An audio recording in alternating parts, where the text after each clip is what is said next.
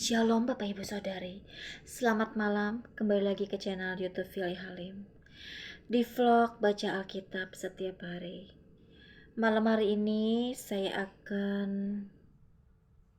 baca Alkitab untuk Anda. Kita sama-sama ya. Mungkin Anda mendengarkan ini pada saat sedang di jalanan, atau mungkin sedang di dalam kendaraan, atau mungkin sedang dalam berlibur pada saat belum bisa tidur membaca firman Tuhan ini ya. Dengan saya yang membaca ya, dan Anda mendengarkannya ya sambil membaca, dan ada suara, mungkin ada yang baca Alkitab, pengen ada yang ngebacain, inilah suara saya ya. Oke, kita mau berdoa dulu ya Bapak Ibu Saudari. Tuhan, terima kasih buat malam hari ini. Kami datang kepadamu Tuhan. Kau izinkan setiap kami untuk mendengarkan firman-Mu. Berkati setiap kami Tuhan melalui firman-Mu ini. Haleluya, amin. Kita baca di kitab Bilangan pasal 9 sampai 12. Ketetapan-ketetapan mengenai perayaan Paskah. Bilangan pasal 9. Tuhan berfirman kepada Musa di padang gurun Sinai. Pada bulan yang pertama, tahun yang kedua sesudah mereka keluar dari tanah Mesir, orang Israel harus merayakan Paskah pada waktunya. Pada hari yang ke-14 bulan ini, pada waktu senja, haruslah kamu merayakannya pada waktu yang ditetapkan. Menurut segala ketetapan dan peraturannya, haruslah kamu merayakannya. Lalu Musa menyuruh orang Israel merayakan Paskah.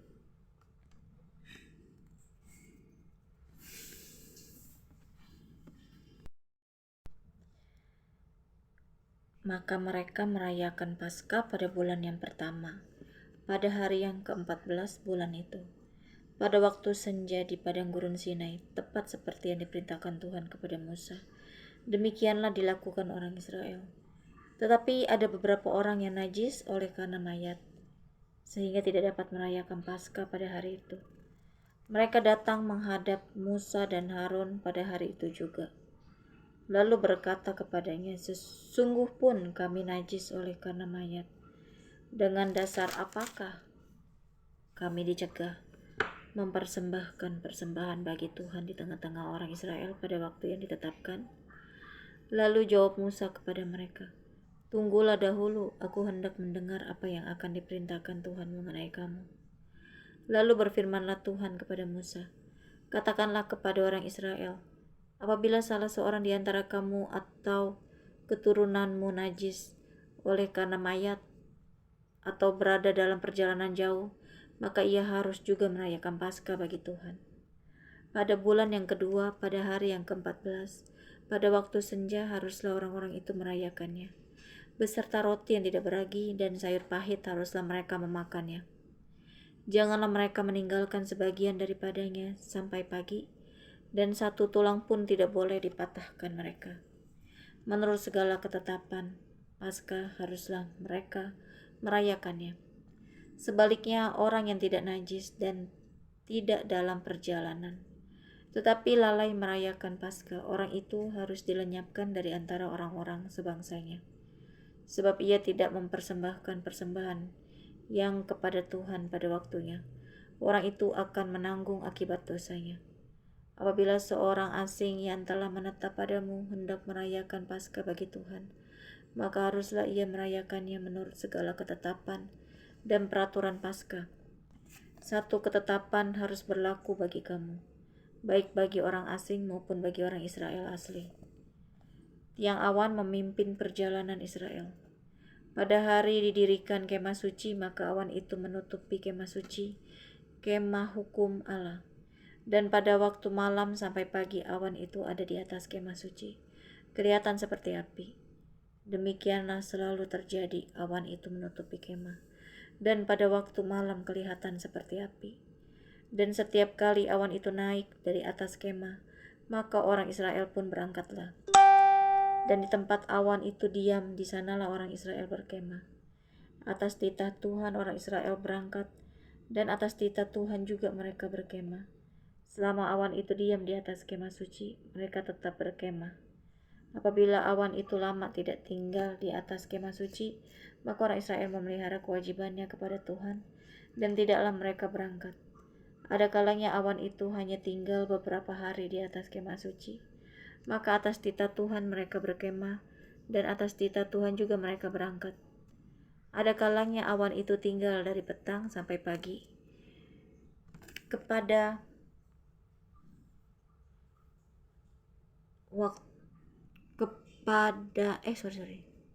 Ketika awan itu naik pada waktu pagi, mereka pun berangkatlah, baik pada waktu siang, baik pada waktu malam. Apabila awan itu naik, mereka pun berangkatlah. Berapa lama pun juga awan itu diam di atas kemah suci, baik 2 hari, baik sebulan, atau lebih lama, maka orang Israel tetap berkemah dan tidak berangkat. Tetapi apabila awan itu naik, barulah mereka berangkat. Atas titah Tuhan mereka berkemah, dan atas titah Tuhan juga mereka berangkat. Mereka memelihara kewajibannya kepada Tuhan, menurut titah Tuhan dengan perantaraan Musa. Pasal 10, semboyan nafiri. Tuhan berfirman kepada Musa, buatlah 2 nafiri dari perak tempaan harus kau buat itu, supaya dipergunakan untuk memanggil umat Israel dan untuk menyuruh laskar-laskarnya berangkat. Apabila kedua nafiri itu ditiup, segenap umat itu harus berkumpul kepadamu di depan pintu kemah pertemuan. Jikalau hanya satu saja ditiup, maka para pemimpin, para kepala pasukan Israel harus berkumpul kepadamu. Apabila kamu meniup tanda semboyan, maka haruslah berangkat laskar-laskar yang berkemah di sebelah timur. Apabila kamu meniup tanda semboyan kedua kalinya, maka haruslah berangkat laskar-laskar yang berkemah di sebelah selatan. Jadi tanda semboyan harus ditiup untuk menyuruh mereka berangkat. Tetapi untuk menyuruh jemaah itu berkumpul, kamu harus meniup saja tanpa memberi tanda semboyan. Nafiri-nafiri itu harus ditiup oleh anak-anak Imam Harun. Itulah yang harus menjadi ketetapan untuk selama-lamanya bagimu turun-temurun. Dan apabila kamu maju berperang di negerimu melawan musuh yang menyesakkan kamu, kamu harus memberi tanda semboyan dengan nafiri, supaya kamu diingat di hadapan Tuhan Allahmu dan diselamatkan daripada musuhmu. Juga pada hari-hari kamu bersukaria, pada perayaan-perayaanmu dan pada bulan-bulan barumu haruslah kamu meniup nafiri itu pada waktu mempersembahkan korban-korban bakaranmu dan korban-korban keselamatanmu. Maksudnya supaya kamu diingat di hadapan Allahmu. Akulah Tuhan Allahmu. Berangkat dari Gunung Sinai pada tahun yang kedua, pada bulan yang kedua, pada tanggal 20 bulan itu, naiklah awan itu dari atas kemah suci, tempat hukum Allah. Lalu berangkatlah orang Israel dari padang gurun Sinai menurut aturan keberangkatan mereka. Kemudian diamlah awan itu di padang gurun Paran. Itulah pertama kali mereka berangkat menurut titah Tuhan dengan perantaraan Musa. Terdahulu berangkatlah laskar yang di bawah panji-panji Bani Yehuda menurut pasukan mereka. Yang mengepalai laskar itu ialah Nahason bin Aminadab. Yang mengepalai laskar suku Bani Isakar ialah Netanel bin Juar. Yang mengepalai laskar suku Bani Jebulon ialah Eliab bin Helon.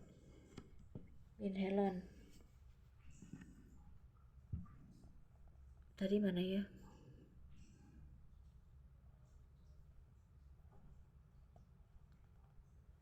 Sesudah itu kemah suci dibongkar, dan berangkatlah Bani Gerson dan Bani Merari yang mengangkat kemah suci itu. Kemudian berangkatlah laskar yang di bawah panji-panji Ruben menurut pasukan mereka. Yang mengepalai laskar itu ialah Elizur bin Shedeur.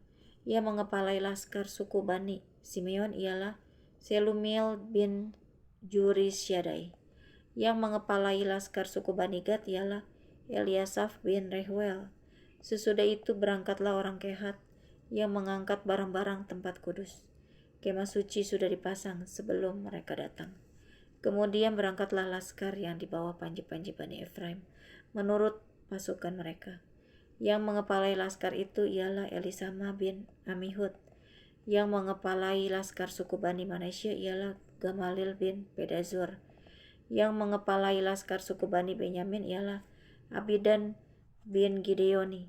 Sebagai barisan penutup semua laskar itu berangkatlah laskar yang dibawa panji-panji Bani dan menurut lasukan mereka. Yang mengepalai laskar itu ialah Ahiezer bin Amisyaddai. Yang mengepalai laskar suku Bani Asyir ialah Pagil bin Okran. Yang mengepalai laskar suku Bani Naftali ialah Ahira bin Enan. Itulah aturan keberangkatan orang Israel menurut pasukan mereka ketika mereka berangkat. Lalu berkatalah Musa kepada Hobab, anak Reuel orang Midian, mertua Musa, kami berangkat ke tempat yang dimaksud Tuhan ketika ia berfirman, aku akan memberikannya kepadamu. Sebab itu ikutlah bersama-sama dengan kami. Maka kami akan berbuat baik kepadamu. Sebab Tuhan telah menjanjikan yang baik tentang Israel. Tetapi jawabnya kepada Musa, aku tidak ikut, melainkan aku hendak pergi ke negeriku dan kepada sanak saudaraku.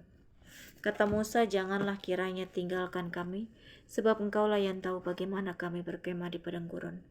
Maka engkau dapat menjadi penunjuk jalan bagi kami.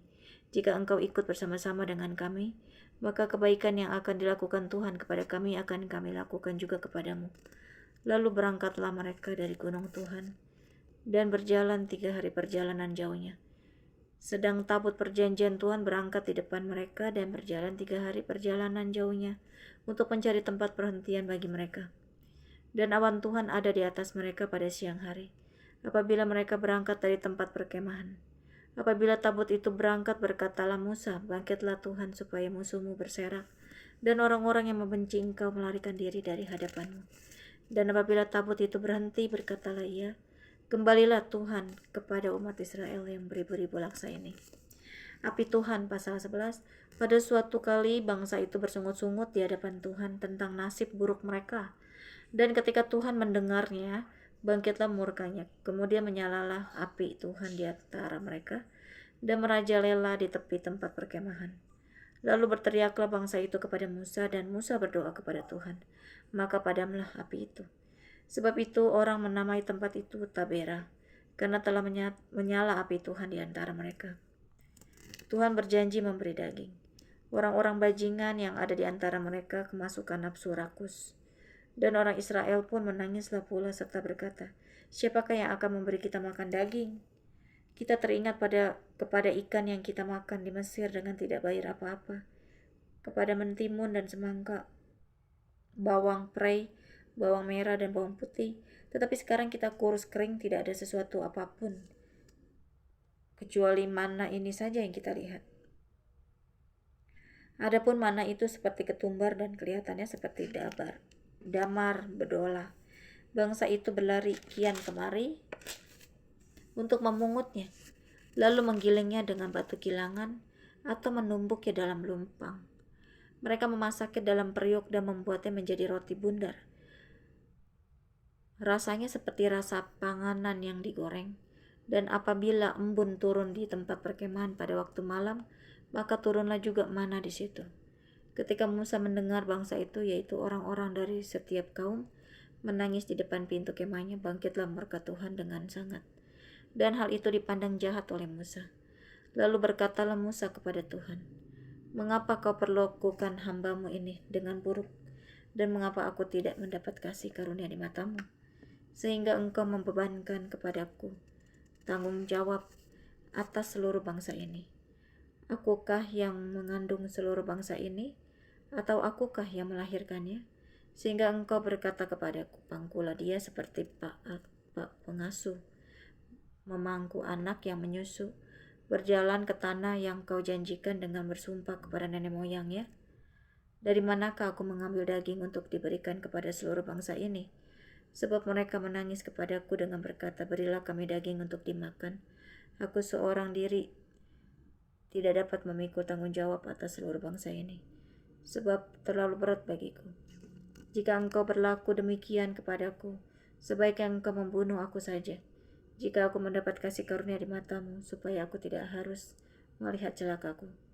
Lalu berfirmanlah Tuhan kepada Musa, kumpulkanlah di hadapanku dari antara para tua-tua Israel 70 orang, yang kau ketahui menjadi tua-tua bangsa dan pengatur pasukannya. Kemudian bawalah mereka ke kemah pertemuan, supaya mereka berdiri di sana bersama-sama dengan engkau. Maka aku akan turun dan berbicara dengan engkau di sana.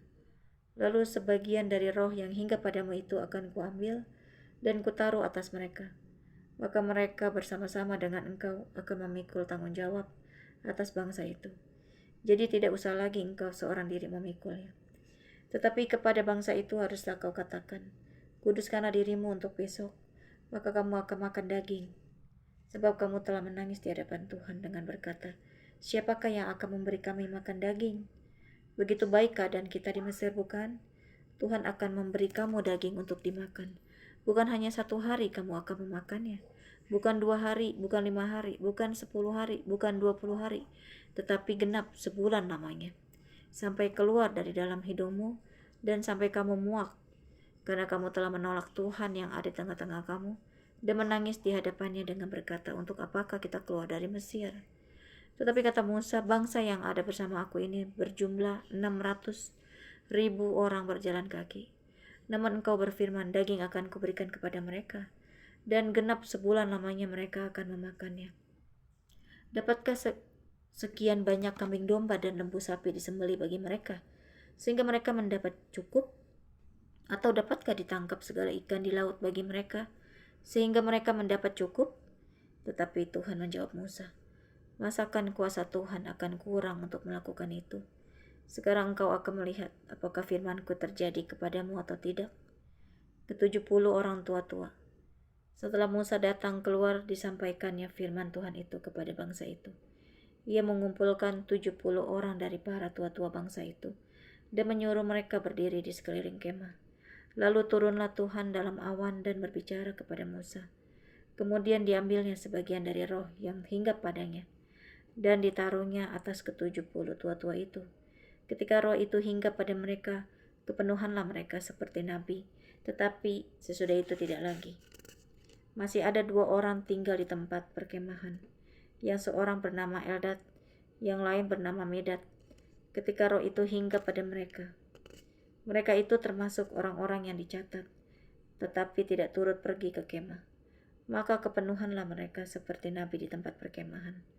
Lalu berlarilah seorang muda memberitahukan kepada Musa, Eldad dan Medad kepenuhan seperti nabi di tempat perkemahan.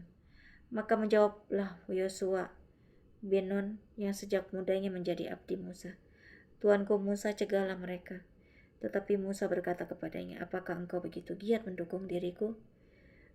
Kalau seluruh umat itu Tuhan menjadi nabi, oleh karena Tuhan memberi rohnya hinggap kepada mereka. Kemudian kembalilah Musa ke tempat perkemahan, dia dan para tua-tua Israel. Burung puyuh. Lalu bertiuplah angin yang dari Tuhan asalnya. Dibawanya lah burung-burung puyuh dari sebelah laut dan dihamburkannya ke atas tempat perkemahan dan di sekelilingnya. Kira-kira sehari perjalanan jauhnya ke segala penjuru, dan kira-kira 2 hasta tingginya dari atas muka bumi.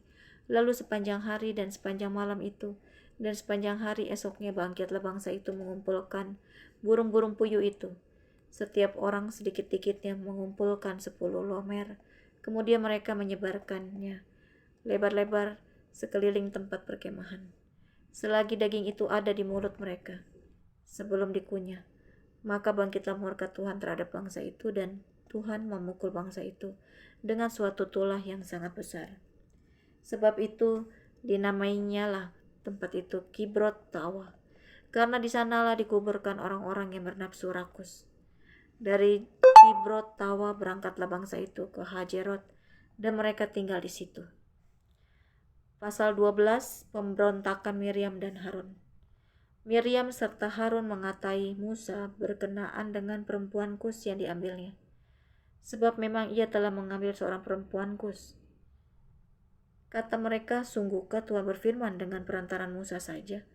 Bukankah dengan perantaran kita juga ia berfirman? Dan kedengaranlah hal itu kepada Tuhan. Adapun Musa ialah seorang yang sangat lembut hatinya, lebih dari setiap manusia yang di atas muka bumi.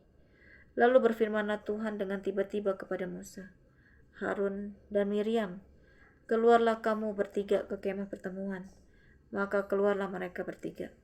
Lalu turunlah Tuhan dalam tiang awan dan berdiri di pintu kemah itu. Lalu memanggil Harun dan Miriam, maka tampillah mereka keduanya. Lalu berfirmanlah ia, dengarlah firmanku ini, jika di antara kamu ada seorang nabi, maka aku Tuhan menyatakan diriku kepadanya dalam penglihatan. Aku berbicara dengan dia dalam mimpi. Bukan demikian hambaku Musa, seorang yang setia dalam segenap rumahku. Berhadap-hadapan aku berbicara dengan dia. Terus terang, bukan dengan teka-teki, dan ia memandang rupa Tuhan. Mengapakah kamu tidak takut mengatai hambaku Musa? Sebab itu bangkitlah murka Tuhan terhadap mereka, lalu pergilah ia. Dan ketika awan telah naik dari atas kemah, maka tampaklah Miriam kena kusta, putih seperti salju. Ketika Harun berpaling kepada Miriam, maka dilihatnya bahwa dia kena kusta. Lalu kata Harun kepada Musa, "Ah Tuanku, janganlah kiranya timpakan kepada kami dosa ini yang kami perbuat dalam kebodohan kami. Janganlah kiranya dibiarkan dia sebagai anak gugur, yang pada waktu keluar dan dari kandungan ibuku sudah setengah busuk dagingnya." Lalu berserulah Musa kepada Tuhan, "Ya Allah, sembuhkanlah kiranya dia." Kemudian berfirmanlah Tuhan kepada Musa, "Sekiranya ayahnya meludahi mukanya, tidakkah ia mendapat malu selama 7 hari? Biarlah dia selama 7 hari dikucilkan keluar tempat perkemahan. Kemudian bolehlah ia diterima kembali." Jadi dikucilkanlah Miriam keluar tempat perkemahan 7 hari lamanya. Dan bangsa itu tidak berangkat sebelum Miriam diterima kembali. Kemudian berangkatlah mereka dari Hazerot dan berkemah di padang gurun Paran. Amin. Kita sudah selesai Bapak Ibu Saudari.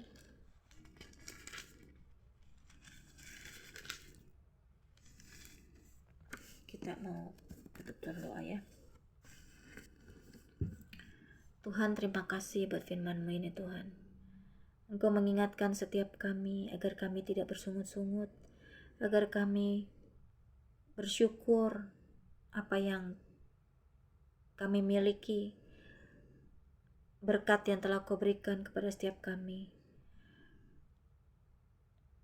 agar kami tidak seperti orang-orang Israel Tuhan yang bersungut-sungut, dan juga agar kami juga mengerti bahwa di dalam segala kehidupan kami Engkau izinkan apa yang terjadi dalam hidup kami, baik itu karena dosa kami ataupun bukan karena dosa, tetapi Engkau izinkan kepada setiap kami. Terima kasih Tuhan, biarlah kami terus semakin dekat kepadamu, sehingga kami kuat menghadapi segala ujian yang akan kami alami hari ini maupun besok, ataupun yang akan datang. Terima kasih Tuhan. Haleluya, amin. God bless you.